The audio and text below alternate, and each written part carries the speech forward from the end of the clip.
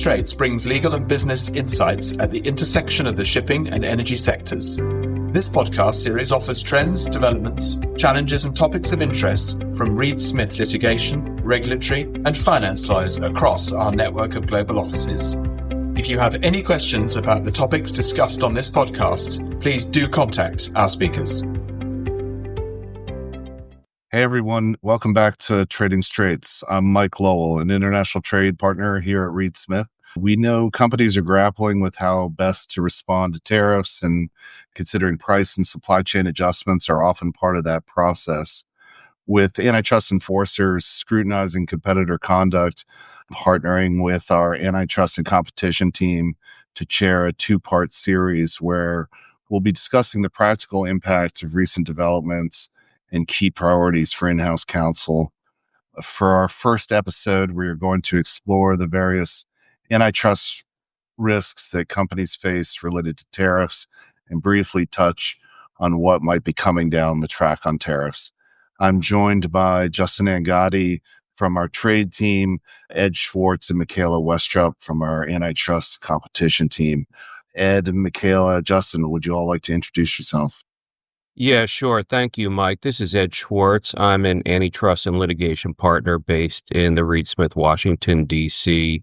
and New York offices, and pleasure to be speaking with everyone today. Great. Hi, everyone. My name is Michaela Westrup. I'm an antitrust partner in Reed Smith's European group. I'm heading the German office, and the focus of my work is actually dealing with cartels and advising companies on compliance issues in this regard. And hey, everyone, my name is Justin Angotti. I'm an attorney here in DC and one of the leaders of our tariff practice. Well, thanks all. Let's jump right into it. Michaela, can you explain the principal antitrust risks that companies face when responding to tariffs? Yes, of course. Well, when companies are confronted with new tariffs, whether those are imposed by the EU or the US or any other jurisdiction, they will face just increased costs effectively and must therefore decide how to respond. The principal antitrust risk I see is that companies would discuss or coordinate their responses with competitors. And this includes any agreement or informal understanding or concerted practice about whether, how, or when to pass on tariff costs to customers. The European Commission, which is the main enforcement agency in antitrust in the European Union, treats any such coordination as a serious infringement on par actually with classic price fixing and cartels. The reason is that tariffs, as any other surcharges or input costs, are an integral component of the final price that has to be paid by the customer. And if competitors agree on how to handle those costs, they effectively eliminate independent pricing decisions, which is a restriction of competition, and that deprives the customers of the benefits of a competitive market. So the bottom line is here that any coordination with competitors on how to respond to tariffs or the introduction of surcharges is highly risky and likely be considered an antitrust infringement under the EU antitrust laws. That's really interesting. Under what circumstances would EU antitrust law be applicable? Yeah, that's a good question because we're talking about mainly U.S. tariffs here. So you'd be questioning that the applicability of EU antitrust law, including the ban of cartel or anti-competitive agreements, is governed by the so-called effects doctrine, which means that it's not the geographic origin of the cost over which undertakings may cartelize, but what matters is where that agreement or coordination takes effect. And if it's within the European Economic Area, the EEA, and competition would there be affected, EU antitrust law would be applicable. So it's effectively in situations where a coordination on the handling of the tariffs or surcharges that affects the pricing or market behavior within the EEA could take place. For example, if European companies would agree to uniformly pass on U.S. import tariffs to their customers in the EU. And this restricts competition in the internal market, and that would fall at odds with EU antitrust laws. And the same is the case where agreements are concluded on the introduction, amount, or timing of any surcharges that are part of the final price in the EU. Even if the undertakings do not align on the effective price, but just the underlying cost. And even if those costs are external, like foreign tariffs, for example, any coordination that impacts the market prices in the EA would be covered. So I will add that an infringement would still only occur in cases where companies have some discretion on how to respond or pass on or include into the price the surcharge or tariff.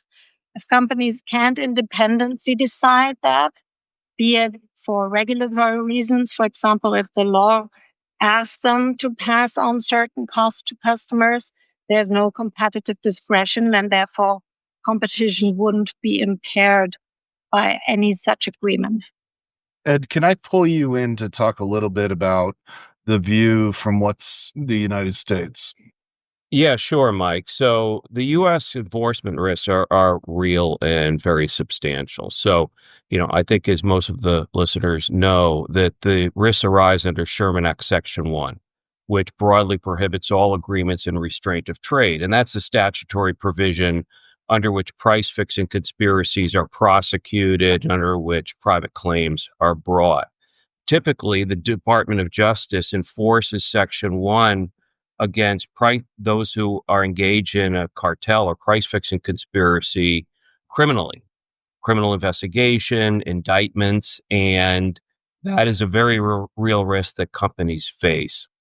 And there's a good chance that any such conspiracy is going to come out. The DOJ's leniency program, while somewhat hampered by some policy decisions, is still effective. And so, cartels, particularly large cartels, global cartels, they tend to come out and trigger investigations by the DOJ.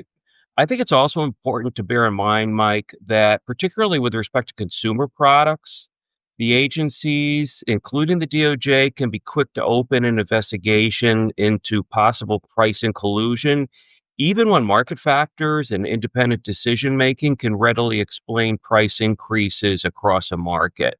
One recent example is the DOJ Antitrust Division's investigation into possible coordination of egg prices following the avian flu outbreak. There's every reason to believe, in my mind, that price increases resulted completely from market factors. But the DOJ opened an investigation anyway. We see that every time retail gasoline prices go up, the FTC investigates collusion at the pump. It's a political action, honestly.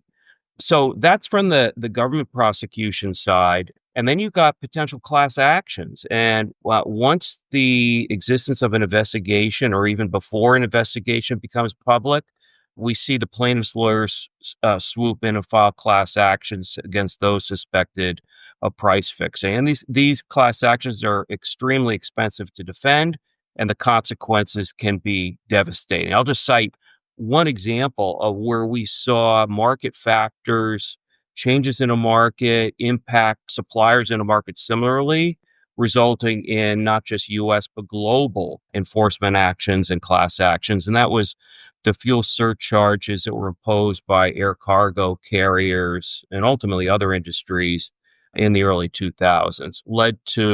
There was coordination, led to DOJ criminal investigations, other investigations around the world, class actions. It was a massive, massive set of investigation and cases for those in the industry who coordinated to deal with. Just one more thing that I'll mention, Mike, and that is that the U.S. agencies are very, very aware of the risks of coordination arising from the imposition of tariffs in the U.S. We saw FTC Chair Andrew Ferguson make a statement after it became clear that companies were going to be facing sizable tariffs. in which he said that the FTC will be watching closely to make sure American companies are vigorously competing and that tariffs should not be interpreted as a green light for price fixing or other unlawful behavior. And a representative of the DOJ Antitrust Division made a similar comment. So the risks are real and the potential consequences are severe. It's really interesting. Just unpacking that a little bit and inviting Michaela also to jump in. Have there been any antitrust agencies in Europe or in the US that have previously challenged company conduct in response to tariffs or other trade regulation activity? So in the EU, I'm not aware of any cases relating to tariffs directly, but what I can say is the EU Commission has, in many cases, made it very clear that any coordination of any cost component, irrespective of what it actually is a very severe competition infringement. And there have been heavy fines in almost every sector in the past. Just a few examples. There's the Windows fittings cartel of 2012, where 9 producers of window mountings were fined about 86 million euros for operating a price cartel, including on surcharges passed on for raw material costs that has arisen. And that affected the buyers across the European Union and the EA. Similarly, in the truck cartel in 2016, leading truck manufacturers colluded for 14 years on truck pricing and on passing on the cost of compliance with the stricter emission rules. The Commission has there imposed a record fine of 2.9 billion in total, and this shows the infringement that has taken place about surcharges stemming from regulatory changes. Regulatory changes in particular often bring about antitrust infringements, and it should be really there should be care taken where tariffs are introduced that companies don't fall into those traps. Finally, a case I want to mention is the air cargo case dealt with by the European Commission in 2017. They actually brought the case twice, once 7 years before, and then it was sort of taken apart by the courts. And they actually brought the same case but fixed the pitfalls and actually were able to sort of establish the same infringements that they have alleged in the initial decision. In that case, it was notably large-scale coordinated agreement involving 21 air carriers on colluding on the introduction and the amount of fuel and security surcharges. And it was fined a total of ultimately 750 million, which sort of reflects the global scale of the cartel and the level of collusion. As Ed has mentioned before, that's not the end of the story in Europe either. So in addition to the risk for fines, you will have the risk for follow-up damage claims. And those oftentimes are even more costly than the fines imposed by the regulators. Even where companies apply for leniency, which could potentially get rid of the fine altogether, there's still that damage claim thing that is a very serious antitrust risk throughout Europe. The cases I've mentioned, only really a very small selection of cases in this area, and it's only at the EU level. There's many other cases brought by the local competition agencies of the European member states. So irrespective of whether those cases would be brought as a cartel case or based on an alleged anti-competitive information exchange case, companies should be very, very careful and seek legal guidance before engaging in any discussion with competitors about how to handle tariffs. Yeah, so Mike, with respect to prior enforcement actions, against companies for price fixing resulting from the imposition of tariffs. We don't have a prior example, which can probably be explained by the fact that, we're now in a tariff environment that we haven't seen since, I defer to you and Justin on this, but as I understand it, since, 1909. So we're in kind of a new economic climate here and what companies are having to deal with. But we do have an example of an enforcement action, actually a private enforcement action in the nature of a price fixing class action case filed against companies who were accused of price fixing in response to the imposition of anti-dumping duties. And this resulted from a 2021 Department of Commerce action in which the agency imposed duties on suppliers of Malaysian rubber thread. And as a result of that, the company Malaysian rubber thread suppliers were alleged to have conspired to all raise prices at the same time in roughly the same amounts. And that triggered a class action filed in the United States. The suppliers were ultimately found to be liable, and they were able to get the judgment overturned by the Fourth Circuit. But nonetheless, the plaintiff's lawyer somehow found out about the collusion and brought an action. I don't know why there wasn't a DOJ investigation, but in any event, there was a private action. But nonetheless, I think the lack of DOJ action in response to collusion resulting from tariffs, I think that can be explained mostly from the fact that we're just in a new era here. And obviously in an era where most of our listeners are going to have antitrust compliance programs in place, and many of those programs may be effective in most cases. Are there still practical risks, even if they have a compliance program in place?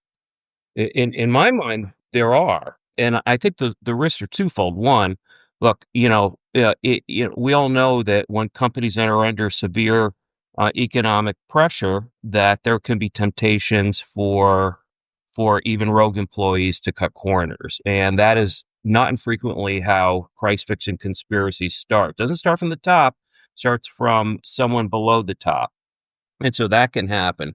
But then, as I also mentioned, Mike, even improper communications, the sharing of non-public pricing information, that can be powerful evidence if it comes out and sufficient to trigger an investigation and even liability. And on that point, let me just mention that in the United States, it doesn't, the DOJ or private plaintiffs don't need evidence of an express or direct evidence of an express agreement to fix prices. The DOJ or private plaintiffs can get to a jury on a price fixing case with evidence of parallel conduct, an incentive to collude, an opportunity to collude, and anything that looks like improper communication. So I think it's really critical for companies to really manage their communications with competitors, which are often done for purely legitimate reasons, but that's how improper communications sometimes arise. So I think managing those communications is critical because the risks are there even for companies who haven't actually colluded. Yeah, thanks, Ed. And just as we close out the program, I want to bring in Justin, principal architect for our popular tariff tracker, and really always has his eye on the ball in terms of everything tariff related. Justin, can you give us a sense of what we have coming down the pike in the coming months? Sure, Mike. I think it's really three things. First, I think we will see sometime later this year a decision from the United States Supreme Court on whether the fentanyl and reciprocal tariffs imposed by President Trump under IEEPA were lawfully imposed, and then what the consequence of that means for importers. Second, I think we're going to continue to see the administration use Section 232, sort of the product-specific tariffs that have already been imposed on aluminum and steel and copper, and expand those to additional industries and products.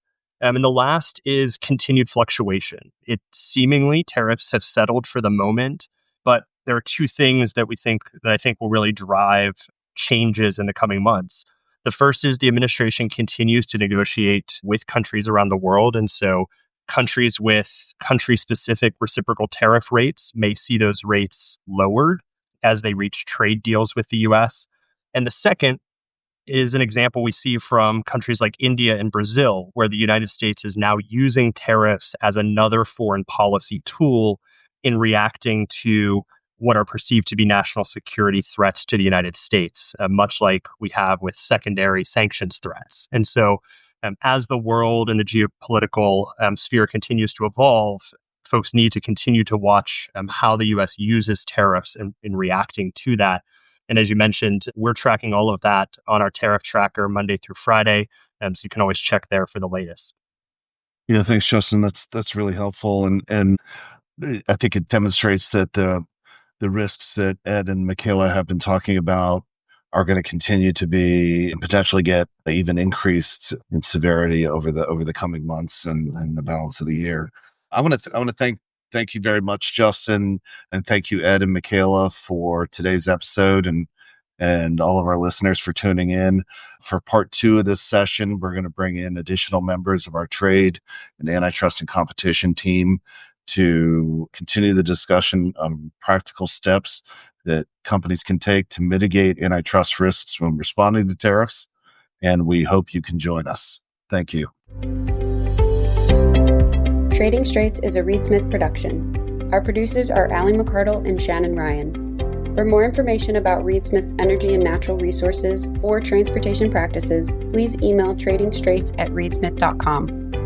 You can find our podcast on podcast streaming platforms, reedsmith.com, and our social media accounts at ReedSmith LLP. This podcast is provided for educational purposes. It does not constitute legal advice and is not intended to establish an attorney-client relationship, nor is it intended to suggest or establish standards of care applicable to particular lawyers in any given situation. Prior results do not guarantee a similar outcome.